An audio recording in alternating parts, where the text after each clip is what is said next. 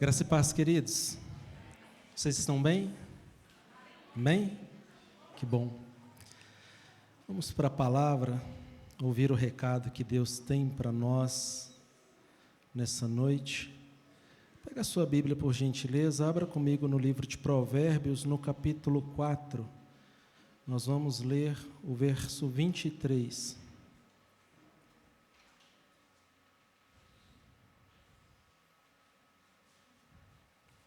Provérbios capítulo 4, versículo 23. Todos acharam? Vamos ler. Acima de tudo, guarde o seu coração, porque dele depende toda a sua vida. Mais uma vez, acima de tudo, guarde o seu coração, porque a sua vida depende disso. Feche os olhos. Fale com o Senhor. Peça para que Ele possa revelar essa palavra na sua vida hoje. Que Deus Ele possa trazer no seu coração o entendimento daquilo que Ele quer tratar conosco. Pai, nós estamos diante da Sua presença e diante da Tua palavra. Nós abrimos agora, Senhor, o nosso coração e te pedimos, fale conosco. Nós estamos abertos a ouvir e a receber a palavra que o Senhor tem para as nossas vidas. Eu te peço, Senhor, ó Deus, que o Senhor não permita que eu venha macular a Tua palavra, que eu venha atrapalhar o Teu agir, mas eu te peço que o Senhor me use como um canal de bênção e que a palavra do Senhor possa ser ministrada nesta noite nos nossos corações. Nós deixamos nas Tuas mãos tudo aquilo que deixamos para fora da igreja, os nossos bens, os nossos patrimônios, os nossos familiares. Se por acaso tivermos deixado algum problema não resolvido, alguma doença, alguma situação difícil, nós te pedimos, Senhor, que neste momento os anjos do Senhor possam ir até essa situação e promover a cura, a salvação, a libertação, a solução do problema. Porque neste momento nós queremos estar com a nossa mente voltada para o Senhor, e não queremos, Senhor, ó Deus, que nada venha atrapalhar aquilo que nós temos para receber de Ti. É o que nós te pedimos e desde já te agradecemos. Amém. Meu amado, o tema da ministração de hoje é: assim como temos perdoado. A palavra que o Senhor colocou no meu coração e eu quero compartilhar com você é sobre isso, sobre perdão. O texto que nós acabamos de ler diz que acima de tudo nós devemos guardar o nosso coração. Em quase todas as vezes que a palavra coração aparecer na Bíblia, nós podemos trocá-la por mente ou por pensamentos. Quando Salomão escreveu esse provérbio, ele usou uma palavra hebraica chamada lev, que significa o centro dos pensamentos, o centro das vontades, o centro do raciocínio, aquilo que identifica a nós. E ele disse: acima de tudo, guarde este lugar. Então, se nós trocarmos a palavra coração por mente, nós podemos ter a seguinte leitura: acima de tudo, guarde a sua mente, porque dela depende a sua vida. Quando Jesus, ele esteve no Sermão do Monte, ele havia pregado na região de Cafarnaum, operado milagres, e uma multidão o acompanhava. Então Jesus, ele vai até um alto monte, e em Mateus, no capítulo 6, versículo 21, Jesus ele também usa a palavra coração. A palavra coração aqui, ela vem do original grego, carnia, e ele diz: onde está o seu tesouro, ali estará o seu. Nós então podemos trocar essa palavra e podemos dizer: onde está o seu tesouro, ali estará a sua mente. A nossa mente, o nosso pensamento, ele segue o nosso tesouro, aquilo que nós temos de mais precioso nas nossas vidas. E isso para cada um de nós é diferente. Talvez para aquela pessoa que é empresário bem-sucedido, tem a sua empresa, através do seu esforço, da sua história, ele conquistou hoje um patrimônio, uma situação de vida boa. Essa pessoa talvez não tenha dependido de herança, não tenha dependido de ninguém no começo, começou do zero. Talvez para uma pessoa assim, o tesouro dela seja a história que ela construiu. Existem outras pessoas que talvez coloquem como tesouro o corpo dela. Investe tempo, dinheiro em academia, em clínicas estéticas, para que o físico dela possa estar como ela espera, ou se não consegue ficar como espera, mas ficar no mais próximo possível. Talvez investindo em roupas de grife, de moda, enfim, para cada um de nós, nós temos algo que é o nosso tesouro. E para que nós possamos saber qual que é o tesouro de uma pessoa, é simples, basta conversar com ela. Logo quando Jesus desce do monte, ele chega numa planície, e ele, continuando o mesmo assunto lá das bem-aventuranças, ele diz para os discípulos que a boca fala do que o coração está. Se nós trocarmos a palavra coração, então vai ficar: a boca fala do que a mente está cheia.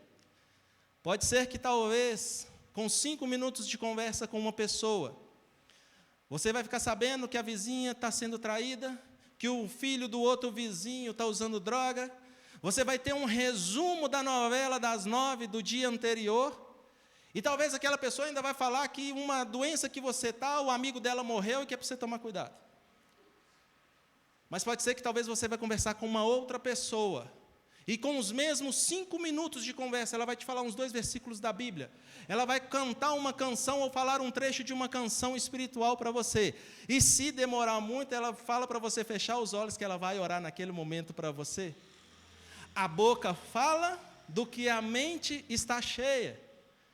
Jesus, então, voltando lá para Mateus 6, quando ele ainda estava na montanha, ele diz no Mateus capítulo 6, versículo 19 e 20, ele diz: olha, procura ajuntar tesouro no céu, não ajunte tesouros na terra, onde a traça corrói, onde o ladrão rouba, mas procura amontoar tesouros no céu.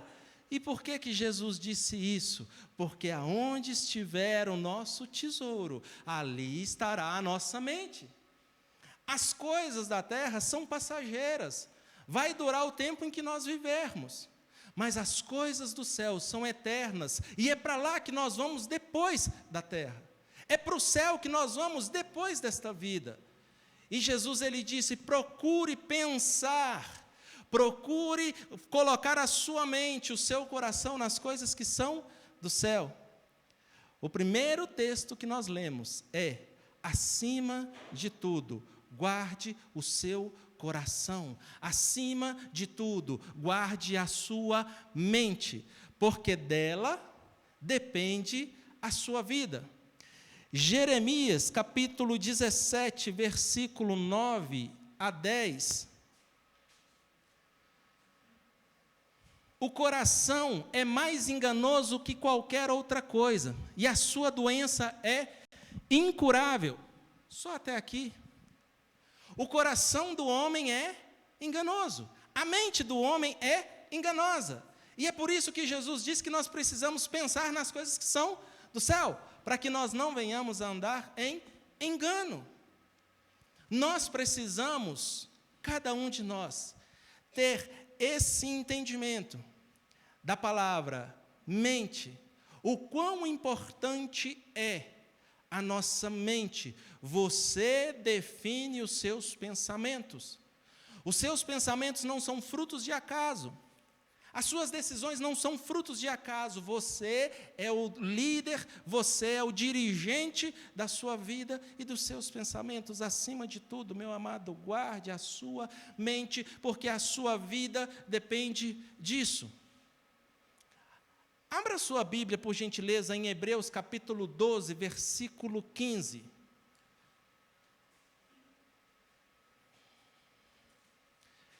Hebreus capítulo 12, versículo 15.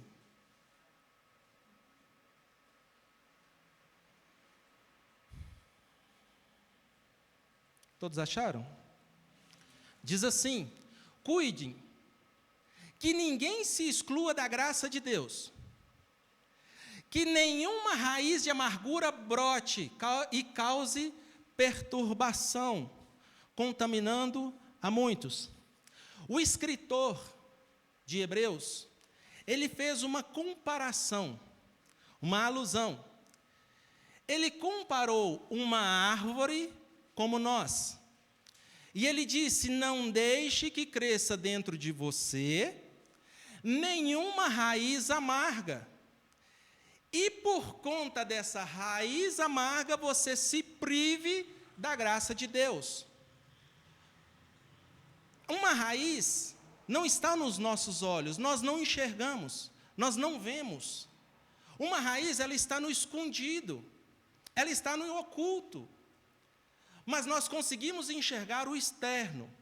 E o que dá origem, o que faz existir uma árvore, é a raiz profunda que está dentro dela. E o autor, ele diz: olha, não deixe que essa raiz, aquilo que está no seu profundo, aquilo que está escondido, aquilo que o outro não vê e que só você vê, não deixa que isso seja amargo. Porque uma raiz amarga, ela é nociva. Ela é nociva para a árvore e ela é nociva para quem alimenta dos frutos que ela produz.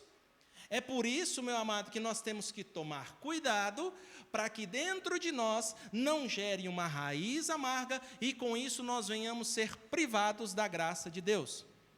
Geralmente, quando eu falo desse assunto, eu gosto de citar 2 exemplos, 2 situações verídicas. Uma aconteceu comigo e outra aconteceu com um colega. Quando eu era mais novo, eu era solteiro, pesava 50 quilos a menos do que eu peso hoje, eu gostava muito de futebol. Eu jogava futebol na terça, eu jogava na quinta, no sábado, no domingo. Eu sempre gostei de chuteira mais apertada, porque eu achava que o chute saía melhor. Às vezes machucava o pé. E numa desses dias que eu estava jogando bola, uma pessoa pisou com o calcanhar em cima do meu dedão e ele torceu o corpo assim, ó, rodou. E o peso dele todo estava projetado no meu pé. Consequência, a minha unha foi embora. Arrancou a minha unha na hora do jogo. Doeu, mas não doeu tanto quanto depois que o sangue esfriou. Eu não sei se você já teve essa experiência de arrancar uma unha de uma vez.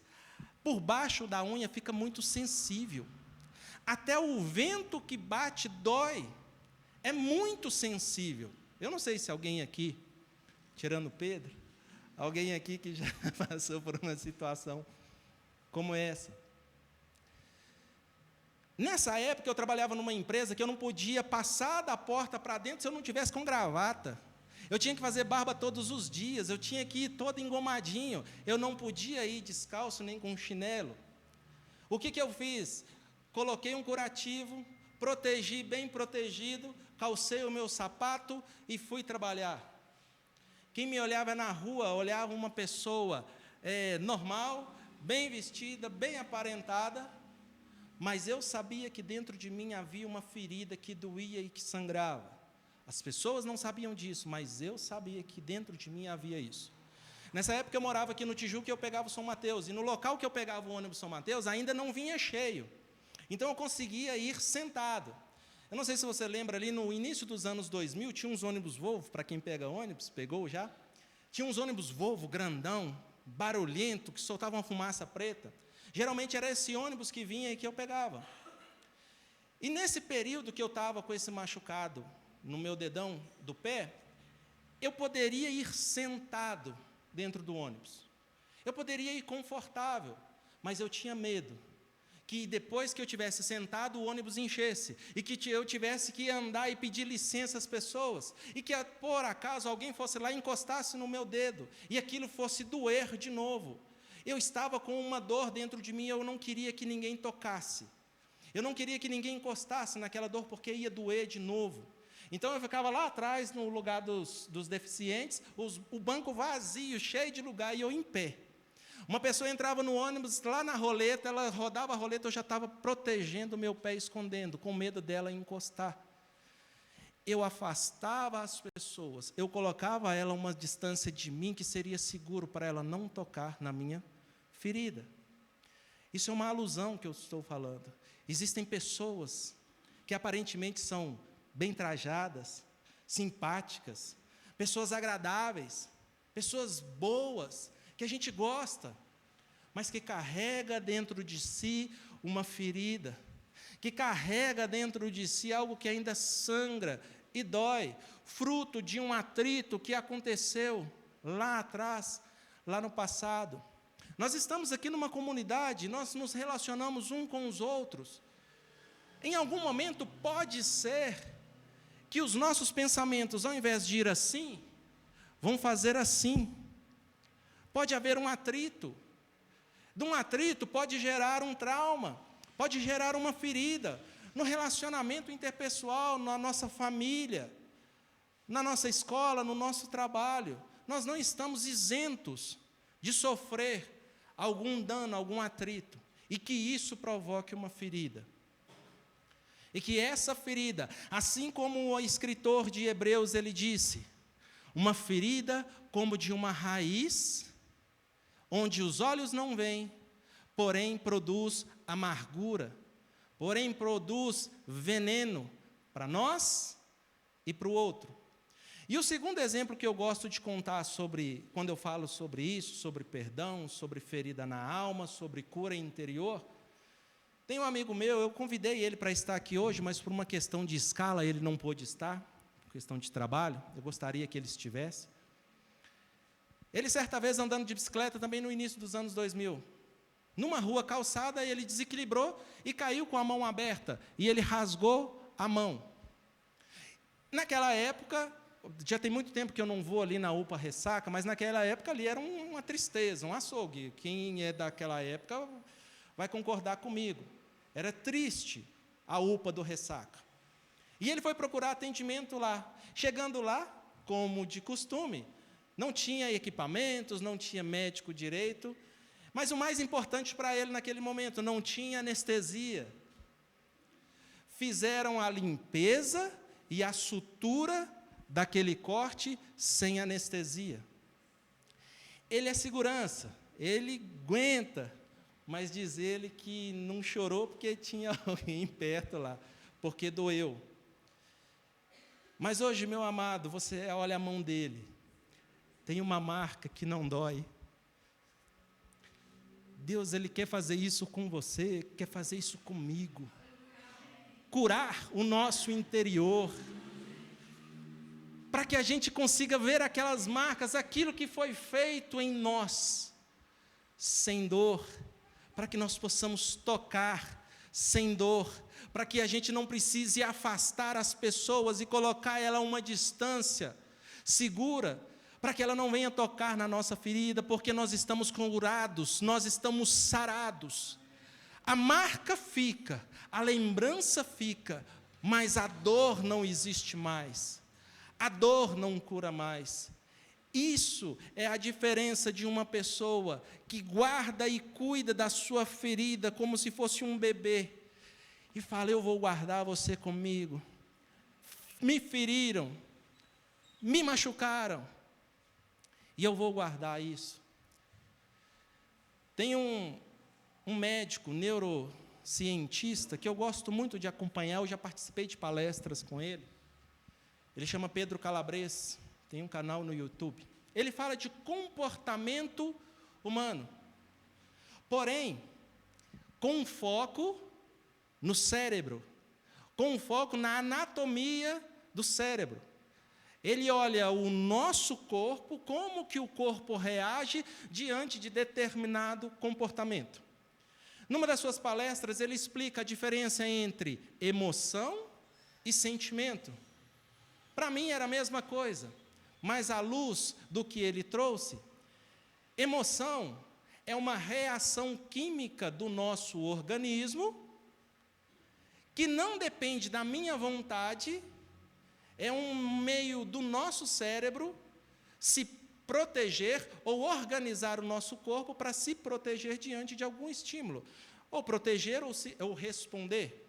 Um exemplo simples: quando você está de noite num local e você vê que a sua pele enrugou, que os pelos da sua pele ficaram em pé, você olha, aquilo é uma emoção do seu corpo diante de um estímulo externo. O vento frio bateu. Quando você percebe, você olha que aquela emoção ocorreu, uma reação química ocorreu, e que você toma consciência daquilo, daí vem o sentimento. Você sente a emoção. Então, a emoção é uma reação química que não depende da nossa vontade, ela é involuntária. E o sentimento, ela é a percepção nossa consciente daquilo que aconteceu no nosso corpo. Deu para entender isso que eu falei? Vou dar um outro exemplo. Imagina você voltando para a sua casa numa sexta-feira, 2 horas da madrugada. Não tem Uber, não tem ônibus, não tem carro, você está indo de a pé. E aí você passa por uma rua de um bairro que conhecidamente é perigoso. A criminalidade impera naquele local. E você começa a se dirigir. E aí você vê que a uns 200 metros de distância, tem 2 pessoas ali fazendo uso de entorpecente. E os dois se percebem ao mesmo tempo. Você percebe ele e ao mesmo tempo os dois lá olham para você e te vê. E você continua andando. E vai andando, e pegando com Deus, e vai andando. De repente, quando falta aí uns 50 metros para você chegar até ele, os dois levantam, põem a mão na cintura de forma rápida e se dirigem, atravessam a rua e vêm para o seu lado. Nesse momento, você para. O cérebro ele vai soltar uma carga enorme de adrenalina no nosso organismo, para que a aceleração ela aumente, para que o corpo entre num modo de alerta. Você já viu um carro, quando vai começar a correr, ele acelera, depois solta o freio e aí sai. É essa aceleração que a adrenalina vai fazer no nosso organismo. As nossas pupilas vão dilatar, porque o cérebro ele quer ter um campo maior de visão, ele quer perceber algo maior. Vai ser jogado mais glicose na nossa corrente sanguínea, porque a gente precisa de energia, então a gente vai ter um pico talvez ali de insulina, ou um pico de glicose. Isso vai fazer com que o nosso organismo entre no modo de alerta. Dos processos do nosso organismo que mais consome energia é a digestão. Por isso que a gente não pode comer e dormir, que senão a gente tem pesadelo. É por isso que a gente não pode comer e cair numa piscina, porque a gente pode ter ali uma convulsão, algum problema. Porque o processo de digestão, ele é um dos mais, que gasta mais energia. Então, quando o cérebro identifica um problema, ele vai canalizar aquela energia. Ele vai tirar a energia do nosso intestino e vai colocar nas partes vitais, na nossa perna, no nosso pulmão, no nosso coração. É por isso que muitas pessoas, quando estão com medo, elas acabam fazendo as necessidades na sua calça, porque o peristaltar do intestino, ele para, ele encerra. Eu não sei se você já viu uma pessoa, quando está com medo, ela fica pálida. O organismo, o nosso cérebro, ele está direcionando o fluxo sanguíneo, ele está tirando das partes menos importantes e jogando nas partes mais importantes. Então, partes que não são essenciais para aquela fuga, para aquele momento que o corpo está sendo exposto, o cérebro vai canalizar e vai jogar para o outro lado. Então, as nossas mãos vão ficar frias, o nosso rosto vai ficar pálido, porque o sangue está sendo direcionado para outras partes mais importantes. Meu amado, eu não sou especialista da área, eu não trabalho na área, e o que eu acabei de falar é daquilo que eu estudei, daquilo que eu busquei conhecer. Mas o que eu quero dizer com esse exemplo é que quando esse ecossistema de movimento, de mudanças que acontece no nosso organismo, chamado de emoção, acontece, quando nós tomamos consciência dele, nós percebemos: eu estou com medo, ou eu estou com raiva, ou eu estou triste, ou eu estou magoado. O nosso organismo, primeiro, ele cria um ambiente dentro de si, para depois nós termos a consciência. Entendeu isso que eu falei? Entendeu? Existe uma teoria, não é lei, é uma teoria, que fala a teoria dos 90 segundos, que diz que uma emoção do nosso organismo, ela dura no máximo 90 segundos. Porque é um volume tão grande e diferente de ações de hormônios, enfim, sendo produzidas e lançadas no nosso organismo naquele momento que o corpo está num local de defesa, que aquilo tem que ser breve, tem que começar e tem que parar, porque senão ele pode provocar, se continuadamente, se for permanente, pode trazer danos à nossa saúde. Um exemplo disso é a pessoa que trabalha num ambiente tóxico, que quando ela chega lá, o próprio organismo dela já começa a ter reações químicas. A pessoa não tem prazer de ir para o trabalho, e se ela permanece naquele local, ela pode desenvolver uma hipertensão, pode desenvolver uma diabetes, pode desenvolver uma depressão, porque ela está expondo o corpo dela num ambiente, e a nossa mente, ela está atenta a esse ambiente, e por conta desse estímulo externo, o nosso cérebro vai desencadear as emoções no nosso organismo. Acima de tudo, guarde a sua mente, porque dela depende a sua vida. A regra dos 90 segundos diz que uma emoção não dura mais que 90 segundos. Então, ou não dura mais que 90 segundos, ou não dura mais do que o tempo em que você está exposto àquela situação. Mas se em 90 segundos foi suficiente para você sair, se proteger ou se afastar daquele estímulo que fez a emoção surgir, o organismo volta ao normal. É por isso que às vezes é bom a gente contar até 10. É por isso que às vezes é bom a gente esperar a raiva passar. Porque no momento da raiva, no momento daquele estímulo, pode ser que nós não vamos raciocinar da maneira correta, porque o nosso organismo está num modo defesa, num modo ação, num modo atenção, num modo diferente do que o normal. 90 segundos são suficientes para ir uma emoção.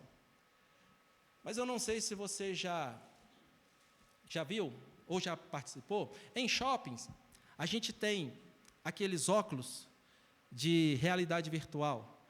Se você nunca participou, não sei se você já viu na internet, pessoas tendo atitudes estranhas, bizarras, quando estão com aqueles óculos nos olhos. Uma outra coisa que eu quero falar é que o nosso cérebro não sabe distinguir o que é realidade do que é ficção. Eu posso estar consciente que eu estou num shopping, num local protegido, cercado de pessoas, mas quando eu coloco aquela visão, o óculos da realidade virtual, o estímulo que vai para o meu cérebro é o que está vindo dos meus olhos. O meu cérebro não sabe distinguir o que é realidade do que é ficção. Então, as emoções que ele vai produzir dentro do meu corpo vai ser de acordo com aquele estímulo que eu estou recebendo. É por isso que tem gente que grita, que tem gente que cai, tem gente que tem as mais variadas reações quando está com óculos de visão de realidade virtual. Para que eu falei isso tudo? Primeiro eu falei a diferença entre emoção e sentimento. Falei sobre a regra dos 90 segundos, que uma emoção ela tem início e tem fim. E agora eu estou dizendo que o nosso cérebro não sabe distinguir o que é ficção do que é realidade. Por que eu falei essas três coisas? Você já ouviu alguém falar assim: fulano me magoou há tanto tempo atrás, só de eu pensar, só de eu lembrar do que aconteceu, eu já fico com raiva. Só de eu lembrar o que aconteceu comigo lá atrás, eu já fico triste. Sabe o que é isso? É porque nós estamos pensando, criando uma realidade na nossa mente. O nosso cérebro não sabe que aquilo ali é uma ficção, e ele então começa a descarregar uma emoção como se estivéssemos vivendo aquela situação. E aí, a partir do momento que eu penso, o organismo gera a emoção, me vem o sentimento. Eu estou com raiva, eu estou magoado, eu estou ferido. Quantas pessoas ficam ressentidas ou sentindo novamente aquela emoção que ela sentiu lá atrás, quando foi ferida? Aquela emoção que quando machucaram ela lá atrás, quer seja uma traição, quer seja um abuso sexual, quer seja uma palavra forte, dura, quer seja uma rejeição, tudo isso são os atritos que causam feridas dentro de nós. E enquanto nós não somos curados, nós vamos carregar dentro de nós uma ferida, como a do dedão do pé. Nós vamos vivendo e com aquela ferida. Quantas pessoas morreram com 5 anos de idade? Quantas pessoas morreram com 10, com 12? Quantas pessoas morreram com 15, com 20? Mas só vão ser enterradas daqui a 30, 40 anos. Pessoas que morreram lá atrás e vivem uma vida de morte, não conseguem progredir, porque sempre quando pensam em seguir, sempre quando pensam em avançar, ela lembra do passado, revive aquela memória, cria-se novamente aquela emoção, e aquela pessoa trava. Pessoas que não conseguem se relacionar com Deus, pessoas que não conseguem receber Deus como um pai, conhece Deus como um juiz, conhece Deus como um rigoroso homem que vai destruir o pecado e o pecador. Não conhece o Deus de amor, não conhece o Deus de paz, porque a mentalidade dela, a forma dela pensar, está presa nos traumas e nas feridas do passado. É impossível, meu amado, é impossível nós vivermos em comunidade sem que nós, em algum momento, venhamos ter um atrito, um conflito de pensamentos. Só que não depende de mim o que o outro faz. Existiu, um filósofo chamado Sartre. Ele era um ateu, mas ele tem uma frase que se aplica bem aqui. Ele diz: não importa o que fizeram de mim, importa o que eu faço com aquilo que fizeram de mim. O outro me ferir não depende de mim. Eu guardar a ferida, sim, depende de mim. O que pode curar feridas na alma passa pelo perdão. Perdão não é eu esquecer. Esse amigo meu tem a marca, ele não esqueceu, mas toca e não dói. Ele aperta a mão da pessoa sem ter medo que aquele toque, aquela proximidade vai doer. Não importa o que fizeram com você, importa aquilo que você vai fazer com o que fizeram com você. Nós podemos ser como o exemplo que eu dei, esconder uma ferida e viver com ela, ou decidir procurar a cura, procurar ajuda. Vai doer, pode ser que doa. Esse exemplo que eu dei do meu colega é porque foi numa região abandonada na época. Não é assim em todo local. Eu acho que hoje, se você for, vai ter ali um procedimento melhor. Mas eu digo isso, eu gosto de citar esse exemplo que foi sem anestesia, porque mesmo que doa, é melhor você passar pela dor da cura do que viver uma vida inteira com a dor da ferida que não foi curada. Quando nós pensamos no nosso passado, naquelas pessoas que fez o que fizeram conosco, E se nós não a liberarmos, se nós não a perdoarmos, nós é que vamos ser os maiores prejudicados. Existe um outro filósofo que viveu no século XVII, chamado Descartes, e ele tem uma frase que provavelmente você também já ouviu, que diz: penso, logo existo. Ou seja, aquilo que nós trazemos na nossa mente produz, no mínimo no nosso organismo, uma realidade como se fosse, mesmo que seja algo virtual, mesmo que seja algo fictício, fruto da nossa imaginação. Quem aqui nunca, quando estava namorando, ficava lembrando da namorada e dava borboletas no estômago e ficava feliz? Aquilo é uma reação química de algo que você está trazendo na sua mente, você está criando uma imaginação, mas o cérebro não está entendendo que aquilo é uma ficção, e ele vai agir conforme a realidade. Nós precisamos de cura, e eu digo para você, é possível ser curado. Às vezes, tem pessoas que dizem: não, só Deus perdoa. Eu não sei se você já ouviu essa frase, ou se você talvez tenha falado ela também. E eu quero te dizer, meu amado, que a Bíblia não diz isso. Que quem fala isso é porque não conhece a palavra do Senhor. Muitos aqui já oraram um Pai Nosso, ou já rezaram um Pai Nosso. Existe um trecho no Pai Nosso que diz: Pai, perdoa as minhas dívidas, as minhas ofensas, assim como temos perdoado. Esse é o tema dessa ministração. Assim como temos perdoado. O escritor de Hebreus, ele disse que quando deixamos dentro de nós uma raiz de amargura, nós nos privamos da graça de Deus. E qual que é a graça de Deus? Jesus ter morrido no nosso lugar e nos dado a salvação.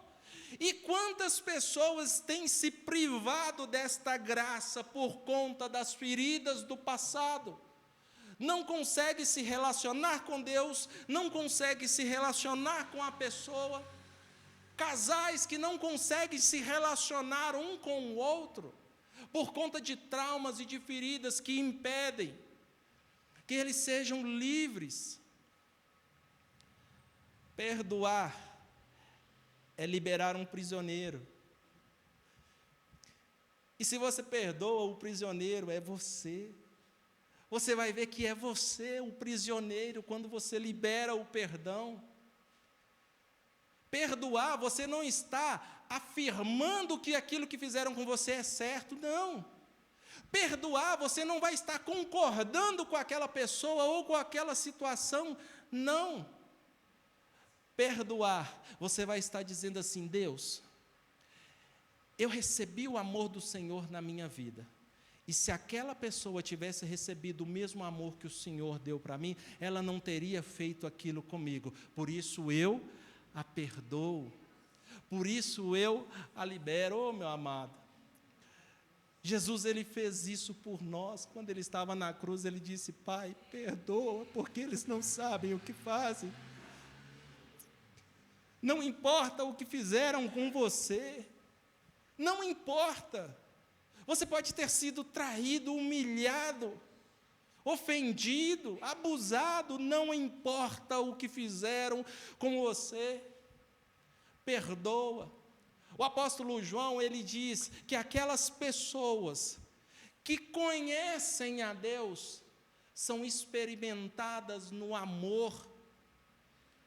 Se eu quero viver uma vida livre das amarras do passado, eu preciso me aproximar mais de Deus, e é por isso que Jesus disse: buscai, construir, estabelecer tesouros no céu, porque a nossa mente vai ficar nas coisas do céu. É impossível alguém que é amado por Deus e que é transformado por Deus, justificado pela cruz, que recebeu do sangue, é impossível uma pessoa dessa estuprar uma criança.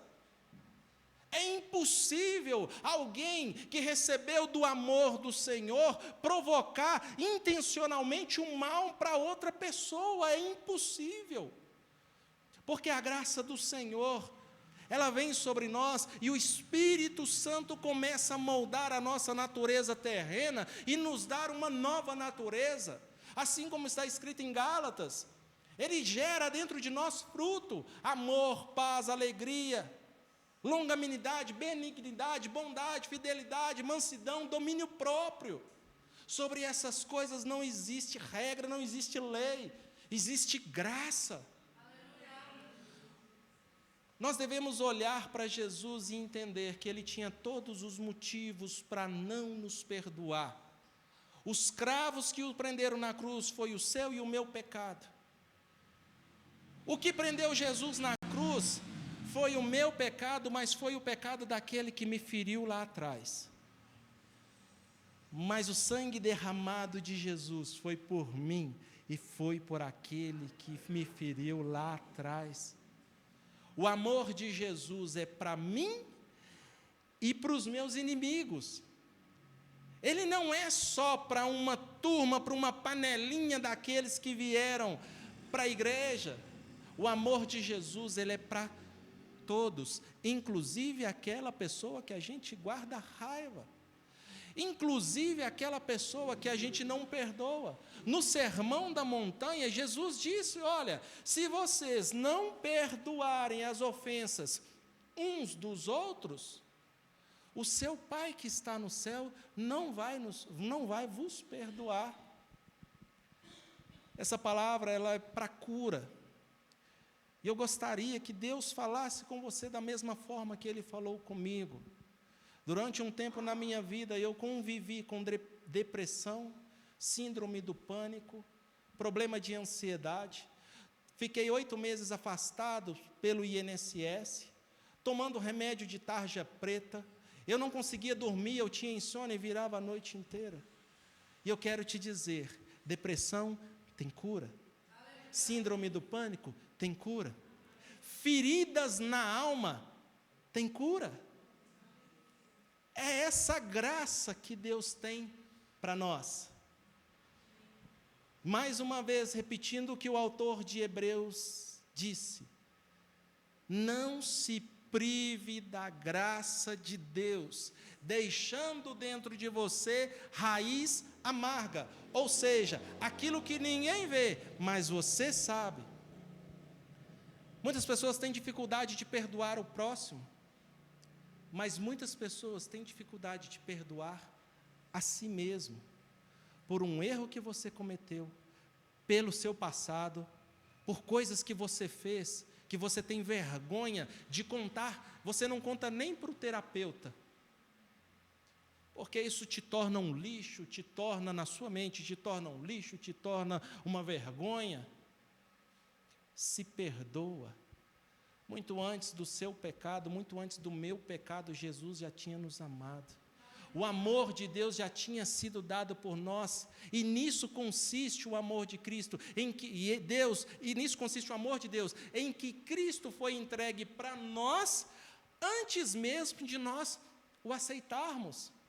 Antes do seu pecado, Deus já te amava. Antes de você nascer, Deus já te amava. Os seus e os meus pecados não podem nos separar do amor de Deus, quando nós decidimos aceitar essa graça e falar: Deus, até hoje eu cuidei da minha vida, do meu jeito. Até hoje eu fiquei voltando no meu passado e revivendo as minhas feridas. Mas a partir de hoje vou trazer à memória somente aquilo que me traga esperança. Eu vou criar na minha mente somente aquilo que é do céu. Os meus pensamentos serão dos céus e não aqui da terra. Eu não vou acumular tesouros aqui onde a traça corrói, onde o ladrão rouba. Mas o meu tesouro passa a ser o Senhor, e por isso eu vou lutar, por isso eu vou buscar.